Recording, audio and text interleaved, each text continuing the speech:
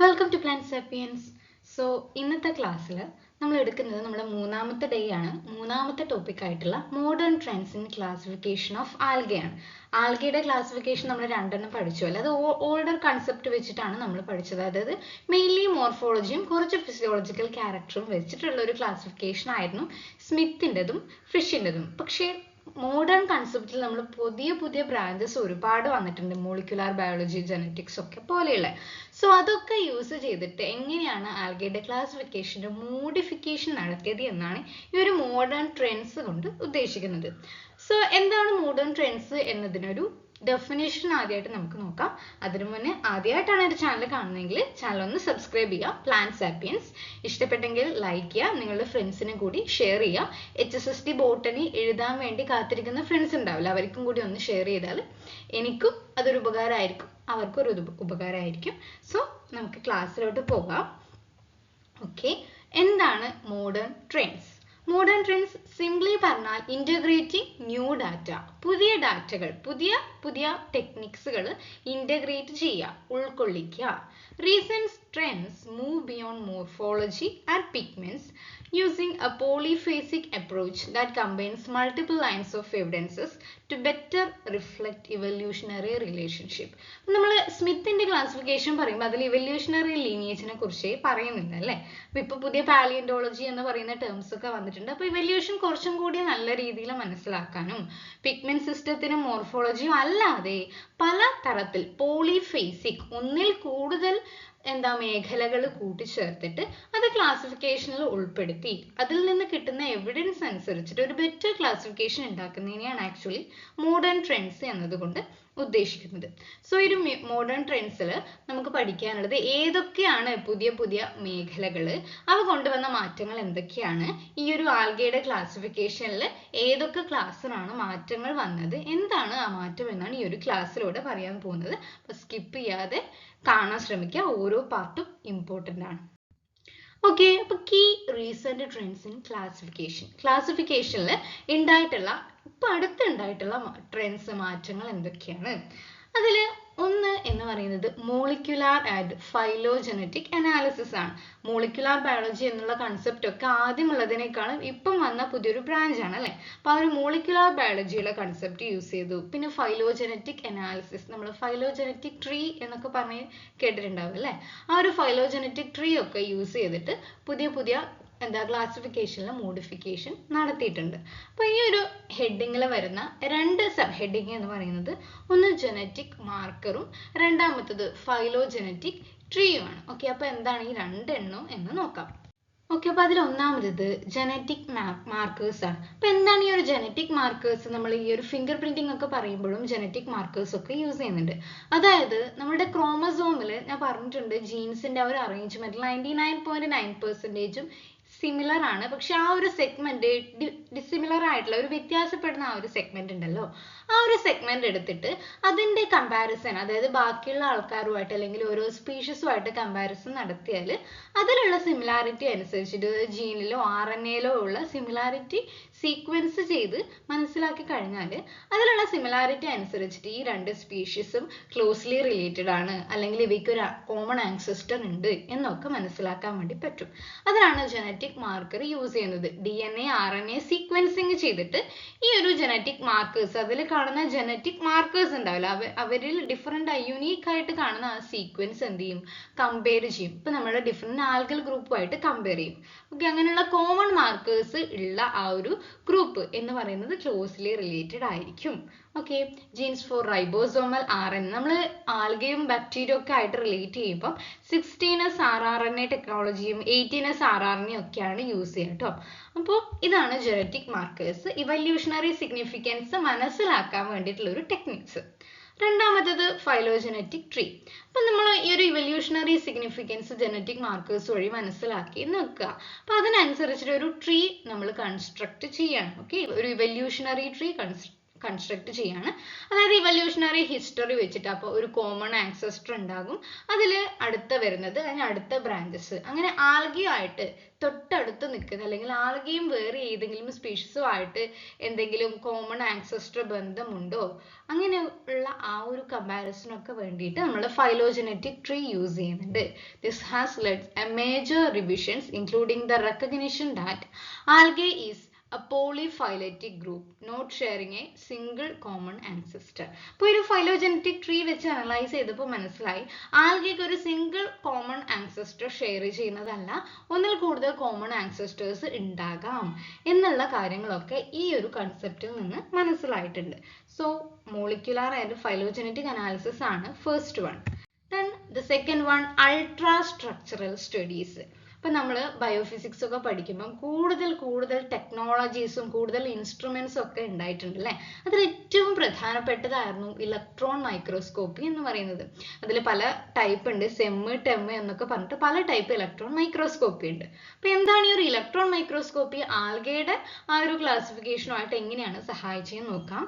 Allow for the detailed examination of intracellular structures which provide significant taxonomic markers. അതായത് ഇപ്പോൾ ഒരു ആൽഗയുടെ ആണെങ്കിൽ ആൽഗയുടെ internal ആയിട്ടുള്ള ഇൻട്രാസെല്ലുലാർ സെല്ലുകൾക്കിടയിൽ അത്രയും ഇന്റേണൽ ഡീപ്പ് ആയിട്ടുള്ള സ്ട്രക്ചേഴ്സ് മനസ്സിലാക്കാൻ വേണ്ടിയിട്ട് ഈ ഒരു ഇലക്ട്രോൺ മൈക്രോസ്കോപ്പി ഹെൽപ്പ് ചെയ്യുന്നുണ്ട്. അപ്പോൾ ആൽഗയുമായിട്ട് റിലേറ്റ് ചെയ്തിട്ടുള്ള എന്തൊക്കെ കാര്യങ്ങളാണ് ഈ ഒരു ഇലക്ട്രോൺ മൈക്രോസ്കോപ്പി വെച്ച് അവർ കണ്ടുപിടിക്കുന്നത്? ഒന്ന് ക്ലോറോപ്ലാസ്റ്റിന്റെ ഫീച്ചേഴ്സ് ആണ്. അപ്പോൾ ഈ ഒരു chloroplast number of surrounding membranes, അതായത് ഓരോ ആൽഗൽ ഗ്രൂപ്പിലും ചിലതിലെ ക്ലോറോപ്ലാസ്റ്റിലെ 2 മെംബ്രെയിൻസ് ആയിരിക്കും, ചിലതിൽ 3 അല്ലെങ്കിൽ ചിലതിൽ 4, അങ്ങനെ മെംബ്രെയിൻസ് എത്ര ലെയർ ഉണ്ട് എന്ന് കണ്ടുപിടിക്കും. ആ ഒരു പ്രസൻസ് അനുസരിച്ചിട്ട് മാറ്റങ്ങൾ, അതായത് ആൽഗയുടെ ക്ലാസിഫിക്കേഷൻ നമുക്ക് ചേഞ്ച് ആക്കാൻ വേണ്ടി പറ്റും. പിന്നെ ഉള്ളത് ക്ലോറോപ്ലാസ്റ്റും endoplasmic reticulum, presence of chloroplast endoplasmic reticulum. ക്ലോറോപ്ലാസ്റ്റിന്റെ എൻഡോപ്ലാസ്മിക് റെറ്റിക്കുലം ഉള്ളതിന്റെ പ്രസൻസ് മനസ്സിലാക്കിയിട്ട് ആൽഗയെ ക്ലാസിഫൈ ചെയ്യാൻ വേണ്ടി പറ്റും. Then next one, flagellar root system. അതായത് നമുക്ക് ഫ്ലജല്ല ഉള്ളതും ഇല്ലാത്തതുമായിട്ടുള്ള ആൽഗ ഉണ്ട് അല്ലേ. പക്ഷെ ആ ഫ്ലജല്ല ഉള്ള ആൽഗയിൽ തന്നെ ആ ഫ്ലജല്ലയ്ക്ക് എന്തെങ്കിലും ഒരു ക്യാരക്ടറിസ്റ്റിക്സ് ആയിട്ടുള്ള സ്ട്രക്ചറൽ ചേഞ്ചസ് ഉണ്ടാകുമല്ലോ. അതിൻ്റെ ആ ഒരു ഫ്ലജല്ലയുടെ കോംപ്ലക്സ് ഇന്റേണൽ സ്ട്രക്ചറും ഫ്ലജല്ലയുടെ അറേഞ്ച്മെന്റും ഒക്കെ മനസ്സിലായി കഴിഞ്ഞാൽ ആൽഗേനെ ഒക്കെ ഡിസ്റ്റിങ്വിഷ് ചെയ്യാൻ എളുപ്പമായിരിക്കും. Then last one ആണ് cellular feature, presence of structures like nucleomorph relic nuclei in some algae. അപ്പോൾ എന്താണ് ഈ ന്യൂക്ലിയോമോർഫ് എന്ന് വെച്ചാൽ ആക്ച്വലി അതൊരു ടൈനി റെമനന്റ് ഓഫ് ന്യൂക്ലിയസ് ആണ്. ന്യൂക്ലിയസിന്റെ ഒരു പീസ് ആണ്, ഫുൾ ആയിട്ടുള്ള ഒരു ന്യൂക്ലിയസ് അല്ല, ഒരു വെസ്റ്റീജിയൽ ന്യൂക്ലിയസ് ആണ് നമ്മൾ ന്യൂക്ലിയോമോർഫ് എന്ന് പറയുന്നത്. അപ്പോൾ ഈ ഒരു ന്യൂക്ലിയോമോർഫ് കാണുന്നത് ചില ബാക്ടീരിയാസിലാണ്, അതായത് റെഡ് അല്ലെങ്കിൽ ഗ്രീൻ ആൽഗയാണ്. അത്തരം alga എങ്ങനെയുള്ളതാണ്? engulfed by a larger eukaryotic host. അതായത് നമ്മൾ എൻഡോസിംബയോസിസ്, സെക്കൻഡറി എൻഡോസിംബയോസിസ് എന്ന് പറയുന്ന ഒരു പ്രോസസ്സ് ഉണ്ട്. അതായത് നമ്മുടെ ഈ മൈറ്റോകോൺട്രിയ ഒക്കെ ഇവല്യൂഷൻ ചെയ്ത് വന്നത്, ആദ്യം ഇതൊരു മൈറ്റോകോൺട്രിയ എന്ന് പറയുന്നത് പ്രൊകാരിയോട്ടിക് ആയിട്ടുള്ള ഒരു സെല്ലായിരുന്നു.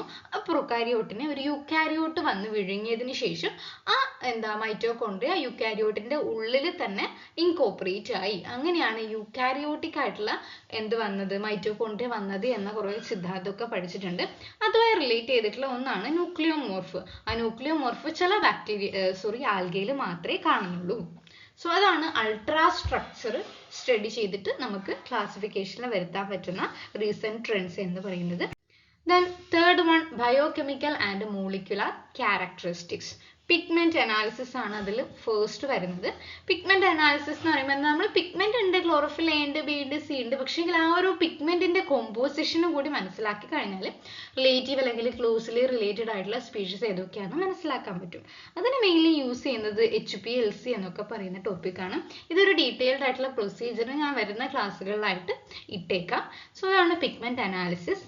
Then storage product analysis. നമ്മൾ ക്ലാസിഫിക്കേഷൻ പഠിക്കുമ്പം ഓരോ ആൽഗിക്കും ഓരോ സ്റ്റോറേജ് റിസർവ്ഡ് ഫുഡ് മെറ്റീരിയൽസ് ആണല്ലേ. സ്റ്റാർച്ച് അല്ലെങ്കിൽ ലാമിനാരിൻ, മാനിറ്റോൾ എന്നൊക്കെ പറഞ്ഞിട്ട് ഫുഡ് മെറ്റീരിയൽസ് ഉണ്ട് എന്ന് മാത്രമേ പഴയ ക്ലാസിഫിക്കേഷനിൽ പറഞ്ഞിട്ടുള്ളൂ.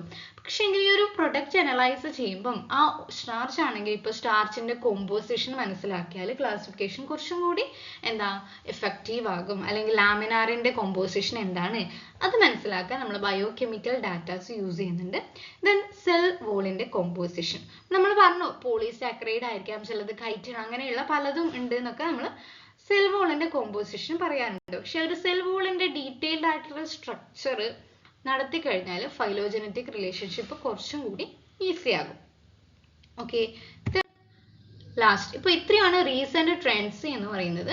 ഇനി ഈ ഒരു ആൽഗൽ ഗ്രൂപ്പിലെ എക്സാമ്പിൾ വെച്ചിട്ട് ഈ ഒരു റീസെന്റ് ട്രെൻഡ്സിൽ എന്തൊക്കെ മാറ്റങ്ങളാണ് സംഭവിച്ചത് എന്ന് പറയാം. അതിൽ ഒന്നാമത്തത് സയനോബാക്ടീരിയ എന്ന് പറയുന്ന ഗ്രൂപ്പ് ഉണ്ട് അല്ലെ, സയനോഫൈറ്റ അല്ലെങ്കിൽ ബ്ലൂ ഗ്രീൻ ആൽഗെ എന്ന് പറയുന്ന ഗ്രൂപ്പിൽ ഈ ഒരു റീസെന്റ് ട്രെൻഡ്സ് കൊണ്ടുവന്നത് എന്താ? ആദ്യം ഇവ എന്തായിരുന്നു, ആൽഗയിലായിരുന്നു ഇവയെ ഉൾപ്പെടുത്തിയിട്ടുള്ളത്. പക്ഷേ റീസെന്റ് ആയിട്ടുള്ള ക്ലാസിഫിക്കേഷനിൽ ഇവ കിങ്ഡം മുനീറ, നമ്മളുടെ 5 കിങ്ഡം ക്ലാസിഫിക്കേഷനിലെ കിങ്ഡം മുനീറയിലാണ് ഇവ ഉൾപ്പെടുത്തിയിട്ടുള്ളത്. പ്രൊകാരിയോട്ടിക് ബാക്ടീരിയ ആയിട്ടാണ്, ഇവര് ബാക്ടീരിയ ആയിട്ടാണ് ഇന്ന് ഉൾപ്പെടുത്തിയിട്ടുള്ളത്. ഇവർ ട്രൂ ഒരു ആൽഗെ അല്ല എന്നാണ് ഇന്നത്തെ ക്ലാസിഫിക്കേഷനിൽ പറയുന്നത്. കാരണം എന്താണ്, അവയ്ക്ക് ആൽഗയിൽ ഉള്ളത് പോലെ ഒരു മെംബ്രെയിൻ ബൗണ്ട് ആയിട്ടുള്ള സെൽ ഓർഗനൽസ് ഇല്ല. ന്യൂക്ലിയസ്, ക്ലോറോപ്ലാസ്റ്റ് ഒന്നും മെംബ്രെയിൻ ബൗണ്ട് അല്ല നമ്മുടെ സയനോബാക്ടീരിയയിൽ. ഒരു ഡിസ്റ്റിങ്ക്റ്റ് പിഗ്മെന്റ്സ് അല്ലെങ്കിൽ ഫൈക്കോസിയാനിൻ, ഫൈക്കോ എറിത്രിൻ എന്ന് പറഞ്ഞിട്ട് ഡിസ്റ്റിങ്ക്റ്റ് പിഗ്മെന്റ് സിസ്റ്റം അവരിൽ ഇല്ല. യുണീക് സെൽ വോൾ സ്ട്രക്ചർ, അവരുടെ സെൽ വോൾ സ്ട്രക്ചർ ആൽഗയിൽ നിന്നും വ്യത്യാസമാണ്. ഇതൊക്കെ മാറ്റങ്ങൾ ഉള്ളത് കൊണ്ടാണ് ഇവ യൂക്കാരിയോട്ടിക് ആൽഗയിൽ നിന്ന് എന്താ ഒരു പ്രൊകാരിയോട്ടിക് ബാക്ടീരിയ ആയിട്ട് മാറ്റിയത്, അവയുടെ ക്ലാസിഫിക്കേഷൻ മാറ്റിയത്. ദെൻ രണ്ടാമത്തേതാണ് ക്ലോറോഫൈറ്റ. ഗ്രീൻ ആൽഗയിൽ എന്തൊക്കെ മാറ്റങ്ങളാണ് വരുത്തിയത്?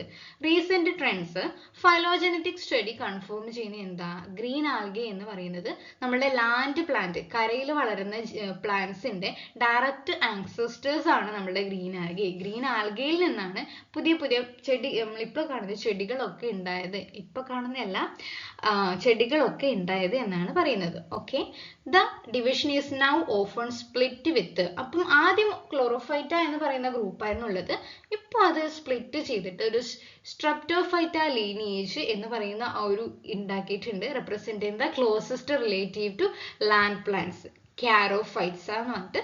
അതായത് പിന്നെയും അതിനെ ഒരു ക്ലാസിഫിക്കേഷൻ നടത്തിയിട്ടുണ്ട്.